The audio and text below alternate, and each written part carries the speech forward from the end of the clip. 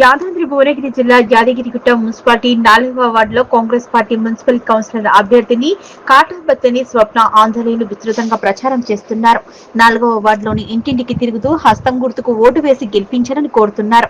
కాంగ్రెస్ శ్రేణులతో కలిసి ఓటర్ల వద్దకు వెళ్లి కాంగ్రెస్ పార్టీ చేస్తున్న అభివృద్ధి పనులను, సంక్షేమ కార్యక్రమాలను వివరిస్తూ ఓట్లు వేయాలని అభ్యర్థిస్తున్నారు. 4వ వార్డులో హస్తం గుర్తుకు ఓటు వేసి భారీ మెజారిటీతో గెలిపించాలని కోరారు. తనను గెలిపిస్తే వార్డులను అన్ని విధాలుగా అభివృద్ధి చేస్తారని హామీ ఇచ్చారు. మౌలిక సదుపాయాలు కల్పిస్తామని తెలిపారు. ప్రతినిత్యం ప్రజలకు అందుబాటులో ఉంటూ సమస్యలు పరిష్కరిస్తామన్నారు. అన్ని వార్డులలో కాంగ్రెస్ అభ్యర్థులను అధిక మెజారిటీతో గెలిపించాలని కోరారు. గుట్ట చుట్టూ కూడా పైన కేసీఆర్ గతంలో కేసీఆర్ పైన డెవలప్మెంట్ చేశారు కానీ కింద డెవలప్మెంట్ లేదు. ఎందుకంటే సీసీ రోడ్లు, పలిగిన సీసీ రోడ్లు, మోరీలు ఉన్నాయి. ఐలాండ్ నగర్ మొన్న కొన్ని పనులు చేశారు. ఒకటి గాంధీబొమ్మ నుంచి యాడిపల్లి వరకు ఒక పెద్ద రోడ్ వేశారు, 2 కోట్లతో రోడ్ వేశారు. తర్వాత ఈ పాతకోట రోడ్ కూడా 3 కోట్లతో చేస్తుండ్రు. మున్సిపల్ బిల్డింగ్ కూడా చేస్తుండ్రు.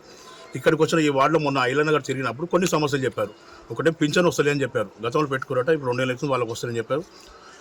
ఈసారి నేను గెలవగానే ఖచ్చితంగా పింఛన్ కూడా చేయిస్తాం, ఇందులో ఇల్లు కూడా చేయిస్తాం. ఆయన కొన్ని సమస్యలు చెప్పారు. ఈ కరెంట్ సమస్య ఉన్నది, మేజర్ సమస్యలు, మోడీ సమస్య, సీసీ రోడ్ కొన్ని దగ్గర లేరు.